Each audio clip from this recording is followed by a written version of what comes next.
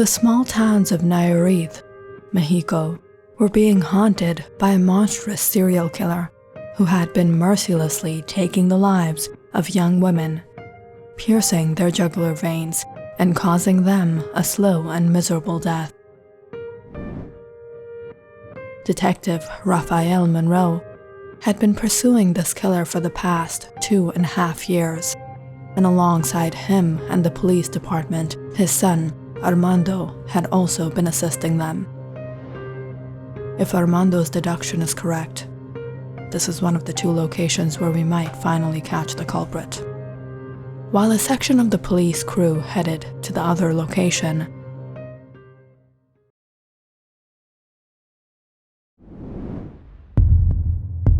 Detective Raphael and his crew headed into the jungles of Sayulita, where they discovered an abandoned hideout.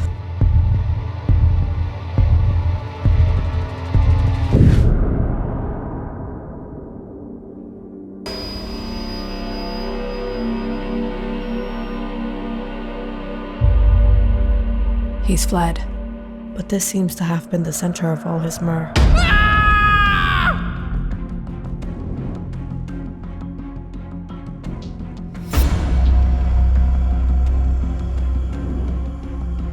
Armando? Son? What are you doing here? Bobby. He was here. He was hiding here. I tried to stop him, but he got me.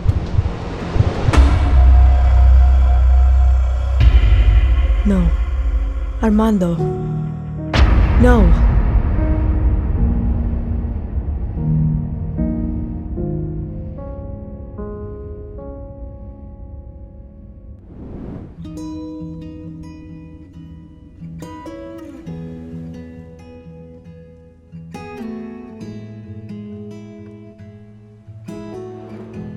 Sergio, have your breakfast before you leave. Don't want to have eggs again, Ma. Then what am I supposed to do with all these eggs? This boy. Sergio Alvarez lives with his single mother in the small town of Sayulita in Nayarit, Mexico. His father passed away when he was young, and the years since, Sergio and his mother had been in a struggling situation, barely getting by. In all the trouble and hardship, however, there was one happiness in Sergio's life: Maria. Almost every day, Sergio went to her father's shop to buy eggs, only so he could meet her. Hello. Eggs again? Yeah. It was an unspoken love. Sergio could never actually confess the way he felt, but eventually, with all the eggs he bought, things became obvious.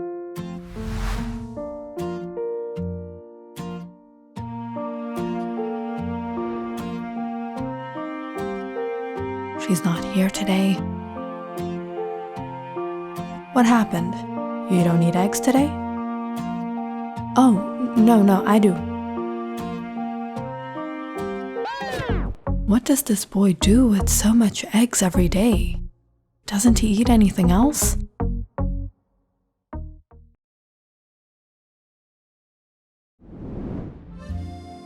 Before they knew it, Maria built a soft spot for Sergio, and the two often spoke whenever he dropped by.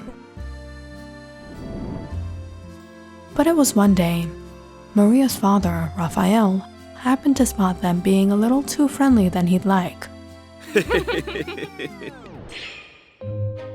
I better go.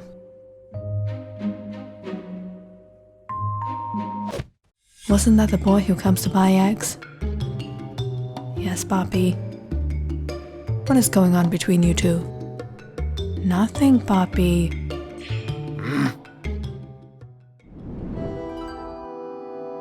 But the very next time Raphael saw Sergio roaming around the store, he immediately called him over.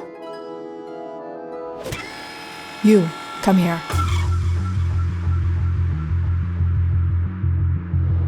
What's your name? Sergio Alvarez. Why do you keep coming here? To buy eggs. How much eggs do you eat? You come here to buy eggs or for some other reason? Go from here, and don't come to this store again. A little embarrassed, Sergio remained silent. Just then, Raphael's friend laughed out, staring at their game of chess. Checkmate. Today I finally got you, Raphael. What? How could this be? I calculated everything. This happened all because of this egg boy. Examining the board, Sergio quickly asked, Senor, if you wouldn't mind, can I? Sergio simply moved one of the pieces. Your friend can take your queen, but now you can checkmate him with your knight. Seeing the turn in the game, Raphael cheered up. Very good, very good. You know what? If you need eggs, come to the store. Whenever Sergio dropped by the store, Raphael always stopped him for a game. You can get your eggs later. Come play a game of chess with me. Si, senor. Checkmate. Again? Boy, you are too good. My son also used to play very well. Where did you learn? I've always had a fascination for chess and puzzles since my childhood.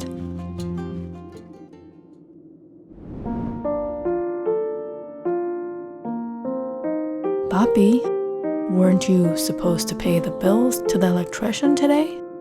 Oh yeah, just one more game of chess, sweetheart. Soon, things came to the point where Sergio spent more time with Raphael than he did with Maria.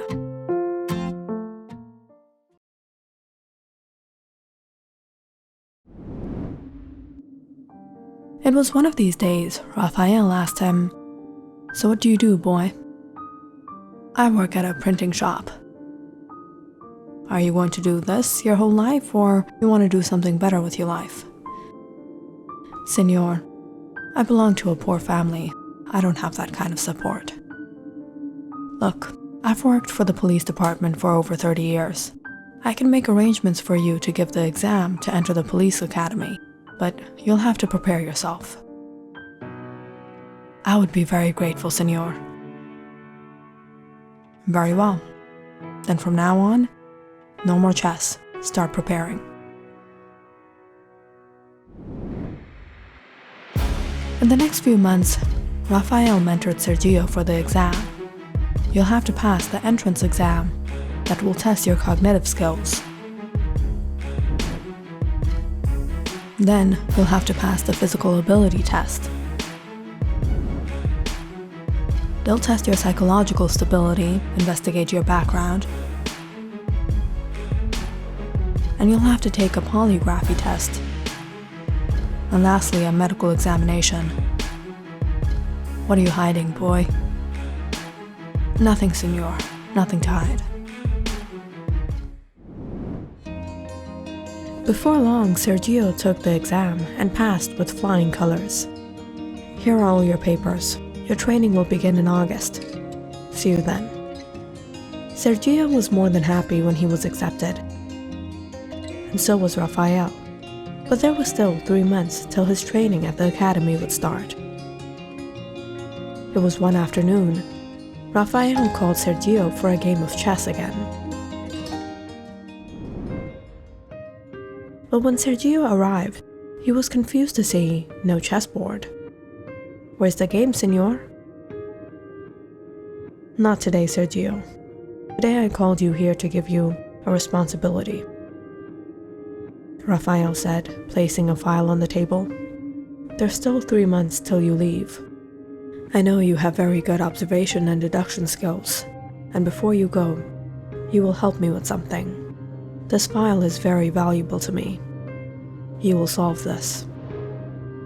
With that, Raphael got up and left without another word. As Sergio stared at the file, he noticed Maria come and sit with him. What is this about? It's the unsolved case my father has been emotionally attached with for the past 7 years. 7 years ago, a serial killer was out on the loose in Nayarit. 6 young women were found lifeless. My brother Armando, he was a lot like you, a genius. No one could outsmart him in chess. He had very good observation. He joined my father in the police department to help track down this killer. My father was hoping one day he'd become a reputed officer, but in the course of the investigation, Armando passed away by the hands of this criminal. And after his death, my father broke down and couldn't solve the case.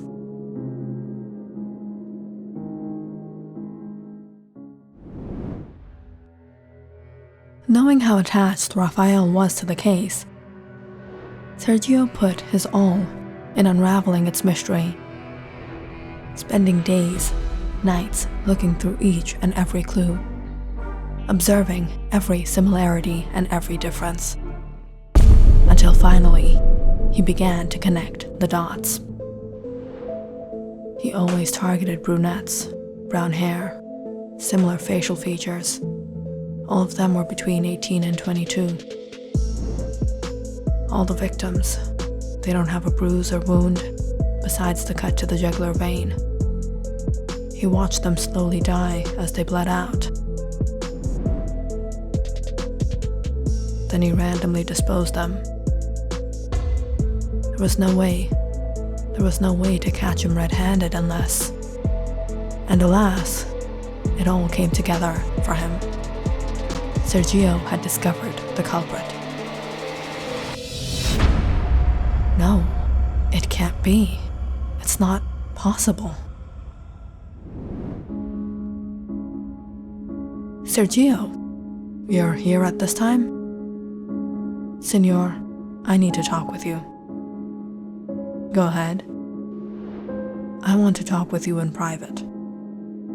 All right, let's go for a walk. I studied the case, and I looked into every aspect of it, and from whatever happened here, it's not possible for the killer to be anyone else. It has to be you. What? Boy, have you lost your mind? No, senor. All the evidence points at none other than you. The center of all the crimes wasn't the abandoned house. That was just your mislead. The center was your own house. This is absurd.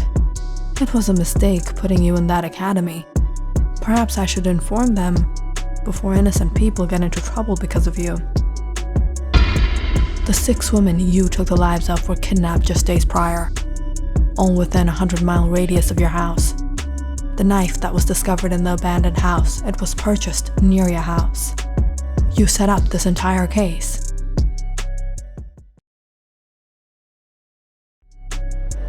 What game are you playing, boy? I know you're always 2 steps ahead.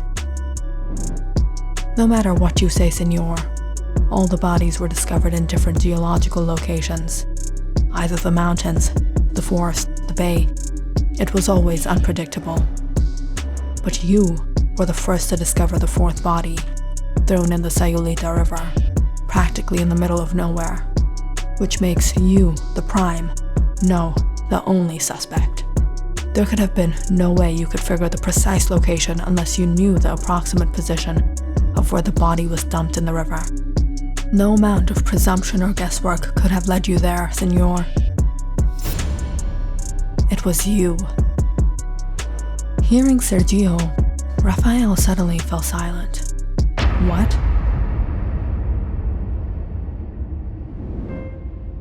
That day, the police reports recorded Detective Raphael Monroe as the first witness. However, it was not him, but Armando who had been the first witness. That night, it was Armando who had called Raphael to meet him at the location.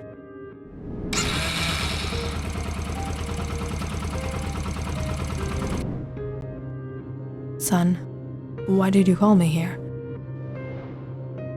Papi, look. Another one?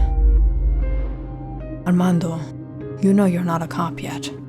You shouldn't have come here on your own. But Papi, it was you who gave me the file and all the information. Son, this is no laughing matter. The police might suspect you for this. That day, Raphael had reported himself as the first witness to rid any suspicion off of his son. But he did not realize that the killer was his son. Growing up, Armando had a very different mind. He had a strange attraction to women. But everything changed when he was rejected by the woman he loved. Don't follow me, you creep. I don't love you and I never will. How could you think that I could be with a man like you? Leave me alone. Humiliated in front of everyone, Armando couldn't hold in his rage, but it wasn't in his power to do anything to her. But with time, Armando's rage grew within him. Every time he saw someone that reminded him of her, he couldn't take it. And eventually, he acted upon his hatred.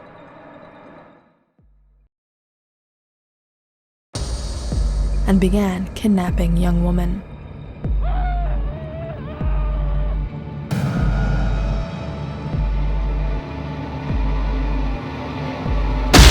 He slit their jugular veins and watched them suffer till they passed away, contenting himself that he had avenged himself.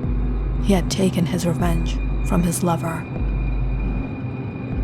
time and time again.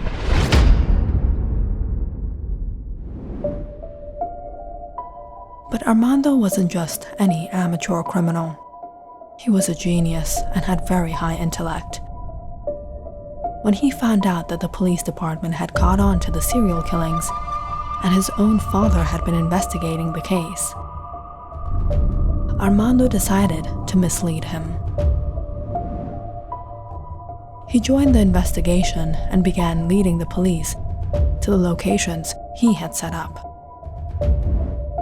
centering the abandoned house in the jungles, to rid suspicion of the actual center, which was his own house. But it was the day Armando went to implant his evidence at the abandoned house, he realized he had dropped his wallet. Armando immediately followed his steps back, and fortunately found it. However, by the time he returned and set up the crime scene, Raphael and the police had arrived. Armando immediately escaped into the ruins of the broken walls and climbed towards the roof. However, in the midst of the critical situation, he lost his balance and fell. What was that noise?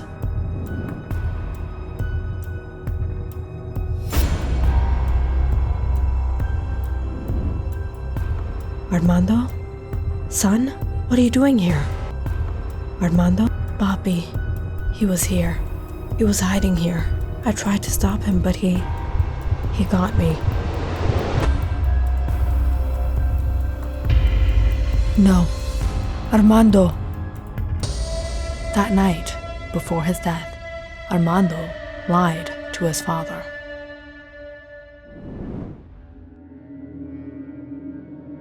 Suddenly realizing the truth behind the case, Sergio was shocked. So it wasn't you. It was Armando. Raphael stepped back, unable to believe it, unable to accept it. I wish I never gave that file to you.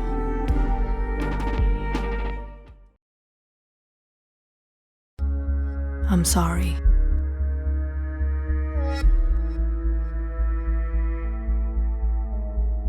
Click on the subscribe button and check out more awesome videos on our channel.